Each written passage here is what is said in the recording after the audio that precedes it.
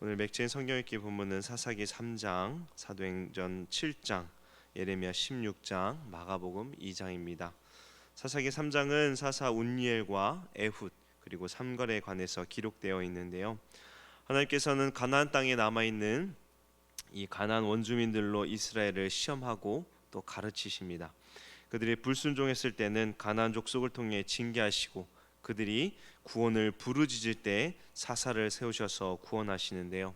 이러한 징계와 구원의 계속적인 반복하면서 하나님께서는 이를 통해 하나님만을 섬기며 또 순종하기를 원하셨습니다.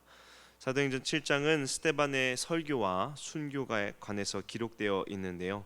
공의 앞에 선 스데반은 담대히 복음을 전하며 그리스도를 명확히 증거합니다. 그리고 그들이 구약에서 예언된 그리스도를 지금 거역하고 있다는 사실을 말하지만 그들은 회개하지 않고 분노하며 오히려 스데반을 죽여버립니다. 이처럼 복음 선포를 통해 어떤 이는 찔림을 받고 회개하지만 어떤 이는 찔림을 받고 분노함을 보여줍니다. 예레미야 16장은 하나님께서 예레미야에게 세 가지를 하지 말라고 금지 명령을 내리시며 이를 통해 남유다에 임할 하나님의 심판이 어떠한 것인지를 보여주십니다. 마가복음 2장은 예수님께서 죄사함의 권세가 있음을 말씀하는데요. 예수님께서는 의인을 부르러 오신 것이 아니라 죄인을 부르러 오셨으며 사람으로는 끊어낼 수 없는 이 죄고리를 끊으시는 분이 예수님임을 말씀하고 있습니다. 성경 읽기를 통해서 하나님께서 주시는 은혜를 누리는 오늘 하루 되기를 바랍니다. 예레미야 16장은 하나님께서 예레미야 선지자에게 세 가지 금지 명령을 통해 이 남유다에게 임할 심판 예언과 이후 회복에 관해서 말씀하는데요. 금지 명령들은 예레미야가 자신의 삶으로 미리 보여줌으로써 이 남유다 사람들에게 하나님의 엄중한 경고를 보여주게 됩니다. 그 금지 명령은 첫째 이제 결혼하지 말라, 둘째 초상집에 들어가지 말라, 셋째 잔치집에 가지 말라는 명령인데요. 하나님께서는 이 세 가지 금지 명령을 내리시고 그 명령에 대해서 이후에 설명을 해 주십니다. 하나님께서 예레미야 선지자의 이 행동 명령을 통해서 남유다에 임할 심판을 깨닫도록 하신 것인데요. 먼저 하나님께서는 2절에 보시면 그 결혼을 하지 말라고 말씀합니다. 너는 이 땅에서 아내를 맞이하지 말며 자녀를 두지 말지니라. 하나님께서는 예레미야에게 독신으로 살 것을 명령하신 것입니다. 그런데 결혼은 하나님께서 창세기에 사람에게 명령하신 하나님의 제도이시죠. 하나님께서 결혼 제도를 주신 이유는 사람들로 하여금 땅에서 생육하고 번성하여 충만하기 위함입니다. 그렇게 결혼하여 자녀를 낳는 것은 가정을 이루는 가장 중대한 일이며 또 사회와 국가 더 나아가 인류 발전에 매우 중요한 것입니다. 그런데 하나님께서는 예레미야에게 하나님께서 명령하신 결혼 제도를 금하고 독신을 명하신 것입니다. 하나님께서 예레미야에게 독신을 명하신 것은 그가 선지자이기 때문만은 아닙니다. 예수님이나 또 바울은 자신에게 주어진 사역을 위해 독신으로 살았지만 하나님께서 예레미야에게 이런 의미로 독신 명령을 내리신 것은 아닙니다. 하나님께서는 예레미야의 삶을 통해 이제 하나님의 메시지를 백성들에게 상징적으로 전하려고 이같이 결혼을 금하도록 명령하신 것인데요. 즉 예레미야는 하나님의 말씀을 직접 선포할 뿐 아니라 상징적인 삶을 통해 하나님의 심판을 간접적으로도 선포하는 것입니다. 그렇다면 하나님께서는 왜 예레미야 선지자에게 독신을 명령하셨는가? 그 이유에 관해서 3절 4절에 말씀하고 있는데요. 보시면 이곳에서 낳은 자녀와 이 땅에서 그들을 해산한 어머니와 그들을 낳은 아버지에 대하여 여호와께서 이와 같이 말씀하시오니 그들은 독한 병으로 죽어도 아무도 슬퍼하지 않을 것이며 묻어주지 않아 지면의 분토와 같을 것이며 칼과 기근에 망하고 그 시체는 공중의 새와 땅의 짐승의 밥이 되리라.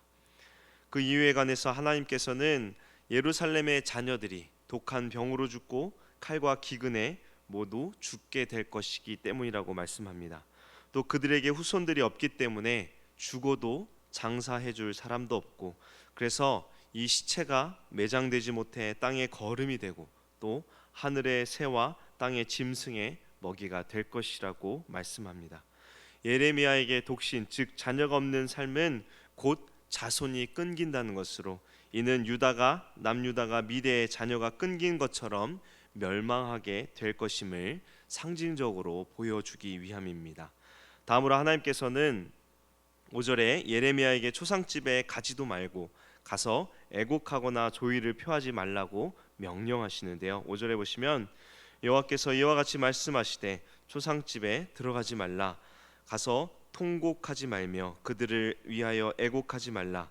내가 이 백성에게서 나의 평강을 빼앗으며 인자와 사랑을 제함이라. 여호와의 말씀이니라. 결혼과 함께 장례는 인간 관계에 있어서 이스라엘뿐 아니라 모든 문화에서 매우 중요한 예식입니다. 살아가는 동안 직간접적으로 관련될 수밖에 없죠. 그런데도 하나님께서 초상집에 가지 못하도록 명령하신 이유는 무엇일까요? 5절 하반절에 보시면 하나님께서 평강을 빼앗으며 인자와 사랑을 제하였기 때문이라고 말씀합니다. 하나님께서 그 백성에게 인자와 긍휼을 거두신다면 과연 누구에게 이 남유다 백성들이 보호를 받고 누구에게 위로를 받겠습니까? 인자와 긍휼을 받지 못한 남유다에게 임할 심판을 6절 7절에 말씀하고 있는데요. 6절 7절을 보시면 큰 자든지 작은 자든지 이 땅에서 죽으리니 그들이 매장되지 못할 것이며 그들을 위하여 애곡하는 자도 없겠고 자기 몸을 베거나 머리털을 미는 자도 없을 것이며 그 죽은 자로 말미암아 슬퍼하는 자와 떡을 떼며 위로하는 자가 없을 것이며 그들의 아버지나 어머니의 상사를 위하여 위로의 잔을 그들에게 마시게 할 자가 없으리라. 6절에 하나님의 심판은 신분의 이 지위고하를 막론하고 무차별적으로 임하게 될 것이라고 말씀합니다. 그리고 비참하게 멸망당한 유다를 위하여 슬퍼하며 매장할 사람들이 없다고 6절 하반절과 또 이어서 7절에 말씀하죠. 유다는 수많은 죄를 지었지만 그들은 성전이 건재하기 하나님께서 보호하신다고 자신들을 계속해서 속여왔습니다. 그러나 하나님께서 죄에 대한 심판으로 인자와 긍휼을 거두시자 그들은 세상에서 가장 비참한 처지가 되어버린 것입니다. 그렇게 하나님께서는 예레미야에게 초상집에 가지 말라고 말씀하시므로 남유다 백성의 죽음은 그들의 죄로 인한 하나님의 심판이기에 결코 애도를 표하지 못하도록 보여주는 것입니다. 이어서 8절에 하나님께서는 예레미야 선지자에게 잔치집에 들어가서 함께 앉아 먹거나 마시지 말라고 말씀하는데요. 너는 잔치집에 들어가서 그들과 함께 앉아 먹거나 마시지 말라. 잔치집의 출입 역시도 사람이 살아가는 데 있어서 필요한 자리입니다. 여기서 잔치집이라는 히브리어는 주로 연회라는 의미로 사용되며 일반적으로는 결혼잔치를 가리킵니다. 여기서 잔치집에 들어가지 말라는 것은 단순히 결혼잔치에 참석하지 말라는 의미가 아니라 이 유다의 결혼식 자체가 없을 것이라는 의미까지 포함되어 있습니다. 그리고 왜 잔치집에 들어가지 말라고 하시는지 하나님께서 그 이유를 9절에 말씀하시는데요.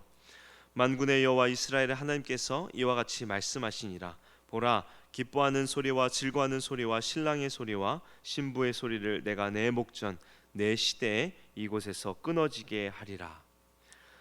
하나님께서 결혼잔치가 유다에서 끊어지게 될 것이라고 말씀하고 있는 것입니다. 결혼은 자녀 탄생의 근원이 되며 또 사회를 유지하는 데 있어서 앞에서 말씀드린 것처럼 필수적입니다. 그러나 남유다의 죄로 말미암아 하나님께서는 가장 근본적인 이 축복이라고 할 수 있는 자손의 번성 약속을 중단하시고 저주를 내리시겠다고 말씀하시는 것입니다. 하나님은 이처럼 예레미야에게 결혼을 금지하고 또 초상집 출입을 금지하고 잔치집 출입을 금지시키므로 남유다에게 임할 하나님의 심판에 대하여 보여주시는 것입니다. 그리고 이러한 예레미야의 상징적 행동으로 인하여 남유다 백성들은 오히려 이러한 심판에 대해서 뻔뻔스럽게 자신들이 지은 죄가 무엇이기에 이러한 재앙을 받게 되냐고 부당하다고 따질 것이라고 10절에 말씀하는데요. 그럴 때 하나님께서는 그들에게 예레미야 선지자로 하여금 이렇게 답변하라고 말씀하시는데요. 그 말씀이 11절에서 13절 말씀입니다. 11절에서 13절 말씀을 우리 함께 읽겠는데요. 11절부터 13절입니다. 너는 그들에게 대답하기를 여호와께서 말씀하시되 너희 조상들이 나를 버리고 다른 신들을 따라서 그들을 섬기며 그들에게 절하고 나를 버려 내 율법을 지키지 아니하였음이라. 너희가 너희 조상들보다 더욱 악을 행하였도다. 보라, 너희가 각기 악한 마음의 완악함을 따라 행하고 나에게 순종하지 아니하였으므로 내가 너희를 이 땅에서 쫓아내어 너희와 너희 조상들이 알지 못하던 땅에 이르게 할 것이라. 너희가 거기서 주야로 다른 신들을 섬기리니 이는 내가 너희에게 은혜를 베풀지 아니함이라 하셨다 하라. 과거 조상들은 하나님을 버리고 우상을 섬겼는데 지금 백성들은 이들보다 더욱 많은 악을 행하였다고 말씀합니다. 그리고 이러한 죄들로 인해서 하나님께서는 그들이 그토록 원하는 이방 신을 실컷 섬기게 하는 저주를 내리겠다고 말씀하시는 것입니다. 하나님께서는 이스라엘을 하나님만을 섬기도록 택하시고 구원하여 주셔서 큰 민족을 이루게 하셨지만 그들은 구원하신 하나님보다 우상을 더욱 열렬히 섬겼습니다. 그러면서 그들은 자신들의 죄를 깨닫지 못하고 오히려 죄를 지적하는 선지자들을 미워하며 박해하였던 것입니다. 하나님께서는 죄에 대하여 반드시 심판하시는 공의의 하나님이십니다.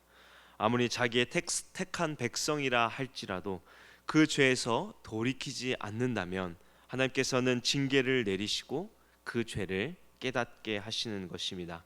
그러나 놀라운 것은 하나님께서 결코 멸망하도록 버려두시지는 않는다는 것입니다. 우리가 읽진 않았지만 14절 15절 그리고 이후의 말씀들을 보시면 하나님께서는 반드시 쫓겨났던 나라에서 다시 그들의 땅으로 회복시키실 것이라고 약속하시는 것을 우리가 볼 수 있습니다. 그래서 하나님은 사랑이시라고 우리가 말씀하는 것입니다. 하나님께서 자기 백성에게 인자와 긍휼을 다시금 베풀어 주시는 것입니다. 그러나 이 회복, 인자와 긍휼은 오직 죄를 깨닫고 회개한 자들에게만 허락하신 것입니다. 하나님의 남은 자에 대한 약속, 반드시 회복시켜 주실 것이라는 약속은 회개한 자들에게만 그 은혜가 임할 것이라는 것을 우리는 잊지 않아야 합니다.